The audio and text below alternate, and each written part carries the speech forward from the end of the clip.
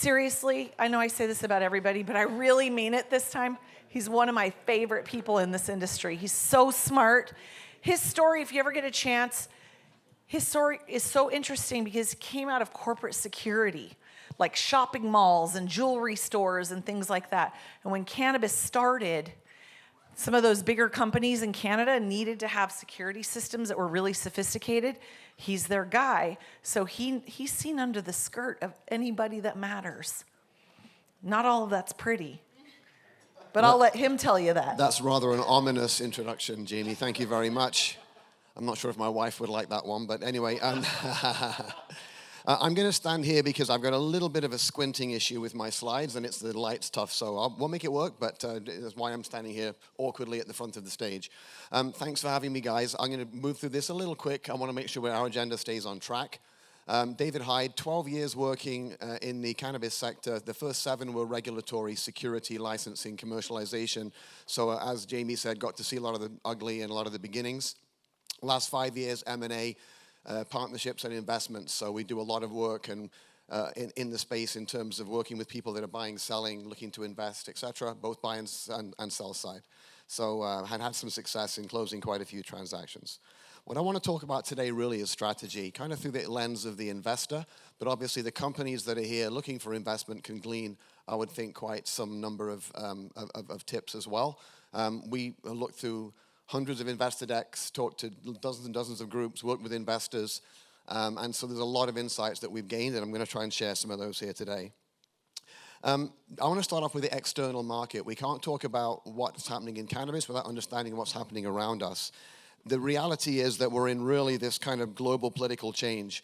You know, yes, I heard the comments about the US, fair enough, but RFK Jr., who was supposed to be the big savior for cannabis, made some rather ominous announcements or pronouncements coming into this his post in terms of saying that he thinks that lots more research is required and cannabis can do harm. So a little bit of concern there.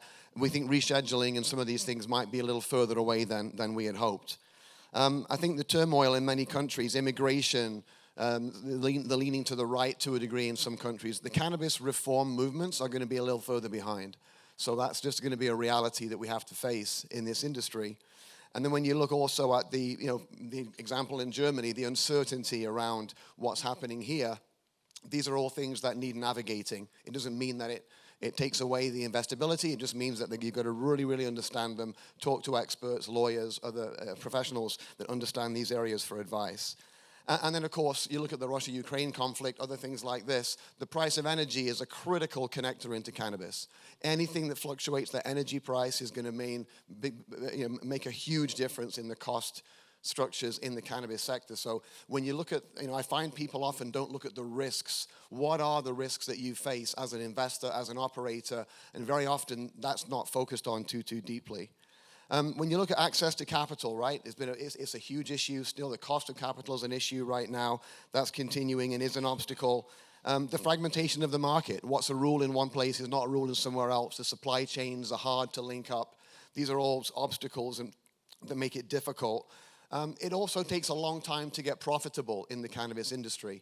You see these long-term valuations, I'm worth 30 million or 40 million. When are you going to be profitable? 5 years. Well, it's a pretty tough sell job to do. So a lot of our clients we see trying to find a nearer term on-ramp to revenue to profit. Are there things you can do a little quicker? Can you do a phased build out? Phase 1 brings you 2 tons on, then phase 2, then phase 3, and so on. Lots of thinking around those issues. And then again, this trend towards consolidation. As we've seen the cash shortages, cash is king out there is never been more true in an industry as it is in cannabis. So you look at the competition intensifying in markets and a real cash crunch, and that does throw up challenges, of course, as a kind of macro factor. What are the internal market factors for the cannabis sector? Well, that's a lot rosier in many perspectives. When you look at the solid growth, like I spoke at ICBC even 2 years ago, and it was a strain to really point to things that were real, to say, hey, like, Europe's taking off now. There are some really good signs. We're sitting on the precipice now of real numbers, real results. The explosive growth in Germany is a great example. Australia's huge market and the growth in Australia. Australia is probably the second, like behind Canada. Australia is now showing the intensification of competition, people going out of business and struggling, and the cream rising to the top. That will happen in Germany too. That's coming. That's the cycle of cannabis. It'll happen in the other jurisdictions as well. Look, the Canadian cannabis sector is a $7 billion driver to GDP. It's the same as the fisheries and seafood industry, which is Canada, second largest country in the world, a lot of oceans, a lot of fish, right? So it's a very big industry. This is the power behind the lobby that we have, right? The size of this industry, the economic driver of it, is going to be a huge point that we can focus on. The Brazilian market, not a lot of people know about that market. Very significant growth. Getting on towards 1 million patients in Germany, in Brazil. Not a lot of people know that, and it's an extracts-only market, but it's one that's going to grow. Poland's market's grown to 15 tons, or the INCB target now is 15 tons. Very good growth there, although it's a tough market to navigate. And on we go. There are these positive signs in the cannabis sector, even though we have some dark clouds, if you will, behind on those kind of market factors. So let's look at some of the recent activity in the market that also, I think, buoys and boosts the way that this market can be seen for investment. The company Aurora, it's been a word that you'd say that people in the old days would smile because they made a ton of money on public markets. In the last few years, you would grimace and say, well, I've lost a lot of money on that stock, or they're one of the problem kind of groups. Well, look at their Q3 results. For those of you that haven't seen, there was a major turnaround. Their results in Q3 were nothing but spectacular. And what the results tell us is that virtually all of their growth and their profitability came from the international markets. It was not from Canada. It wasn't from Canadian rec. It was from Canadian medical, but mainly global international medical, largely Germany and Australia. That shows you, if a group like that can turn their ship around because of that, there's a lot of potential for the people in this room and for investors to latch onto that. Look at Organigram's latest results. Organigram is a very large public Canadian cannabis company. They did a deal with Motif Cannabis, one of the biggest rec players in Canada. $90 million was a recent transaction that occurred. And the first results that have come out since then, again, showed two things. Number one, it showed the bump of consolidating with another successful company and putting them together. And it kind of gives that growth through M&A thesis a boost. And it also showed that, again, Organigram's growth is tied to medical, global medical. So again, some really good results there. Look at the financials in Canada. There are now Canara, Rubicon, MTL Cannabis, and a few others. Solid earnings. I'm talking about very solid EBITDA earnings, net profit, returning dividends to shareholders. There are half a dozen private companies in Canada doing that now too. So we're finally seeing some companies that, despite the challenges, the tax burdens, all the other regulatory burdens, they are making it. Look here in Australia, there are several parties that are doing $100 million a year net revenue and showing net profitability. And as the case in Germany, although the profits might not be quite the same level, we are seeing companies, Cantarage was mentioned earlier, there are other ones that are hitting that 50 million euro a year mark. So we are now seeing companies that are actually getting up to areas where they are getting attention and they are becoming more and more investable. Big tobacco and big pharma are definitely lurking around. We've seen some moves from those groups. A group like ours is the kind of work we do is talking to people like that, helping them to understand where they should invest in the sector. What kind of are the best targets, the best areas for them to invest in. So we've seen, again, some moves from those parties, all showing us that times are changing. There's the kind of the buoyancy, if you will, of the results, and the cannabis sector's performance is being noticed in some sectors. Investment into EU GMP is certainly an ongoing and continuing trend. Obviously, that is just the license to navigate global supply chains. And so we see a lot more companies investing in EU GMP. There are a few alternatives to it in terms of whether it's CGMP, whether it's the Dell GMP in Canada. There are things that that are driving towards that. Look at Curaleaf bought Northern Green, Canaré merged with Aquilitas. These are all GMP holders in Canada. There's a move to gather around these GMP holders. On the M&A side of our business, our biggest request is EU GMP. And we have EU GMP assets on our books right now that we're working with. The other trend we're seeing in the recent market activity is consolidation, right? Distressed assets, consolidation. There's a company, a large Canadian company called Decibel. They recently bought Agmedica, which is an EU GMP certified program in Canada, and they bought it for literally 10 cents on the dollar of what it cost to build it. So that consolidation, while it's difficult for the folks that got caught by it, it is an opportunity for people to come in and actually have a much lower cost of capital to get some assets or get some balance sheet boost from some of those consolidation moves. Lots of examples, I won't go through them all, but there's a lot of consolidation going on. It hasn't hit hard in Germany yet. It will, if cycles are anything to rely on. We will see a lot more of that in Germany and Europe going forward. Last couple of points. Obviously we're seeing now, North American investment into Europe. And a recent example was hyde, a large retailer in Canada, purchasing a German company to access the market here. And they're, I'm sure, looking at distribution and ultimately getting into the retail side of the business here in Germany. There are a number of U.S. MSOs. Will know this, and some of the other folks that work with these groups. There are a number of U.S. MSOs and LPs from Canada that are looking at the European market and figuring out where to invest, what makes sense for them to invest in. It's not just M&A, it's actually strategic investment. So if they put a few million into you, how can they get locked in a supply deal? There's some kind of both boats can rise with the tide. There's lots more of those types of discussions taking place. And I think the other thing that we're seeing as a trend is an increased demand for large-scale cultivation. It's been a tough go on the cultivation side globally. We all have heard about the glut in Canada, the Israel gouging issues, and a lot of things going on with low price supply. That's in the rearview mirror. Like, there are not many vaults in Canada now that are full. And what I'm seeing is wholesale prices have increased. Globally now, I think it's a more, Canada's influence on that market is more in the super premium, ultra premium level.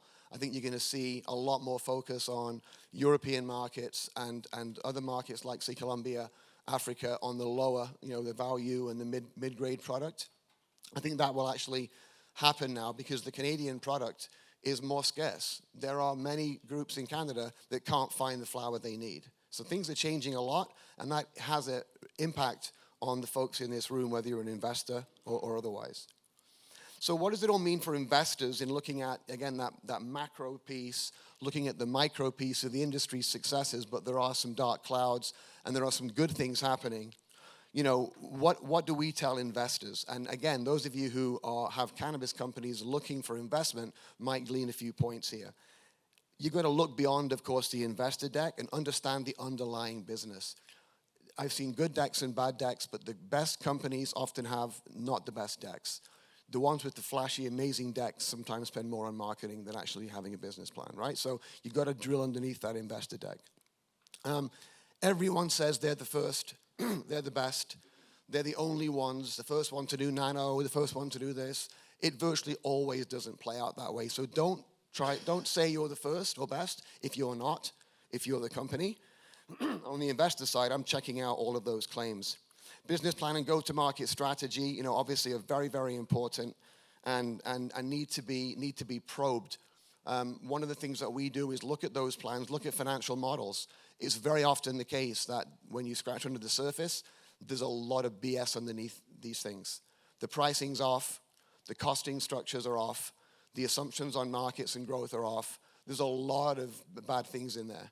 And back in 2018-19, that worked because the investors didn't know any better.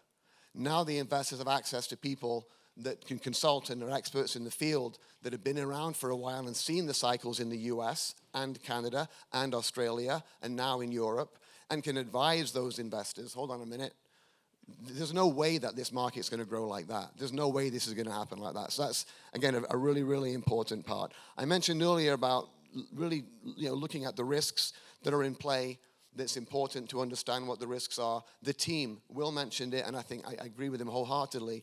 It's all about the team, and not just the team that's on the deck, because sometimes the name on the deck actually isn't too involved in the business, but who is the team that's going to execute, right? We have a plan. Who's the team, and what are they going to do for us or for the investors' money in terms of getting a return? The use of funds, is a very important one. And investors are doing and need to probe down on what those funds are going to be used for. What investors tend not to like is paying shareholders to leave the business. What investors often do like is bringing in new capital to a really revved up business that just needs some fuel to get to that next level. And don't rush the due diligence. I cannot tell you how often in dealing, whether it's M&A or investment, I've only got 2 weeks. I've only got a month. We need money tomorrow. That's not a good look, and you're never going to get that investment. You're going to get desperation, liquidation money, and it's going to cost you a ton on the interest rates. That's just it. So don't be in a rush. Get ahead of your needs. Get out for your investment early, and give people plenty of time. You got to wine and dine and do the kind of things that you got to do to bring that in if you're an operator. Last couple of things. Again, the critical financial due diligence. As I said, looking at the financial model, I've got a recent example of looking at a financial model that was just, it was impossible to navigate. It wasn't linked up, and the drivers didn't connect up, and it would have taken me a month to actually figure out how everything worked. But when I actually just got down to a few of the bare bones of it, virtually every metric they were operating on was wrong, right? And this was a sophisticated company that had the investor came to us and said, "Can you validate this for us?" And in looking at it, we had to say, "Look, this is just not what it's meant to be." So, yeah, again, that's what investors do, and they need to do these days. Lots of other, again, I mentioned using professionals, the financial advisors. Is there a cash runway for that business? Cash is everything. So many cannabis companies, their comeuppance is running out of cash. You've got to have a cash reserve. Absolutely critical across the boards. The due diligence, obviously, on the people and the money. So I'm talking about, of course, like KYC, if you will. There are companies out there that typically Deloitte backgrounds and other backgrounds that can, E&Y backgrounds, that can do that financial due diligence for you and do the background checks on the investors, the individuals involved, anti-money laundering, these types of things. You need to do that. There's too many bad investments that have been made, and a simple background check would have flagged up something fairly early. Obviously, on the valuation side, valuations are everything, and they're very, very tricky. And if you go too high, you're not going to get people at the table, or if you're the investor, you're going to be put off. If it's too low, you might be giving something away. DCF valuations right now are very, very challenging. Germany has been, frankly, one of the worst offenders for having very bloated valuations for companies that either have no revenue or $1 million in revenue, but they value themselves at 150 million euro or that kind of thing. That's just not a marketable solution. And I don't think you're going to find investors that are going to bite on that. So again, these are things that are really, really important. I'll give you a quick example here. Obviously, we had Organigram bought Motif for that 90 million. That was a 1x of net revenue valuation. So they bought that business. That business is doing 90 million a year net revenue. So they bought it for 1x of current revenue, not projected in 5 years' time, right? So this is where the reality hits the road. Soon, Germany will be competing against companies in Australia and other places, and as Europe opens up, that are going to have more realistic valuations. Last couple of points, guys. Again, now is a good time to invest because the valuations are challenged and because of consolidation and the distress that's out there, right? So, that investors are many of them lining up now or looking at the cannabis sector now because they can get in at a more preferential rate and a preferential time. When you look at the distressed asset side of it, there's a lot more of those around. Two recent examples. You'll have heard of a company called CanTrust in Canada, one of the very first public medical cannabis companies. Spectacular failure. They spent over $200 million building out their luxury greenhouse and production site. It sold for $20 million out of bankruptcy. 1/10 of what they spent on it. That's let that sit for a sec because it's just unbelievable. But we are seeing that all the time in the Canadian market and the U.S. There's a lot of examples. Companies overbuilt, overspent, and then when it comes to liquidation time, it's 10 cents on the dollar or sometimes even less. You go comment, Will? Little Green Pharma buying Canopy's facility in Denmark. Absolutely. Yeah, a great example. So lots of examples. David, can you repeat what he said so we have it mic'd in the presentation? Little Green Pharma's acquisition of the Danish facility was from Canopy. Right. Yeah, was another example of, 10 cents. Yeah, 10 cents on the dollar. So, again, it's good for the investor or the person coming in. It's bad for people trying to attract capital to real businesses, right? Because it does suck some air out of the room. But that's going to be here for a while. We're going to, like you folks that are looking to you have real companies, you're looking for investors. Or if you're investors into real companies, that is going to be drawing the eye, right? It is going to be there. But stay focused on what you're doing and hopefully follow some of these ideas, and I think will be, it'll put you in good stead.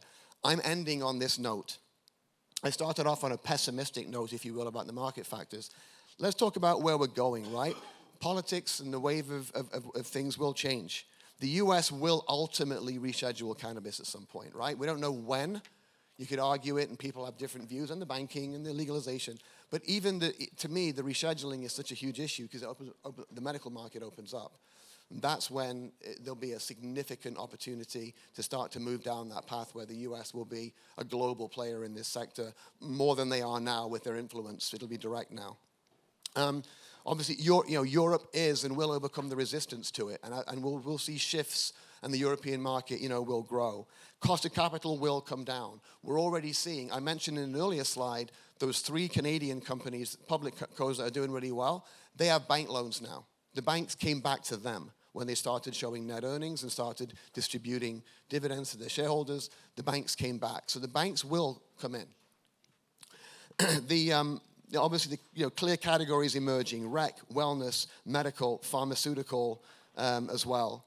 The regulatory burden ultimately will ease to a degree. And when I say that, I mean harmonization in the EU of regulations, things that will occur over time that will make the supply chain and the connections a little bit more palatable. Technology, innovation, proprietary IP will become key value drivers in the industry.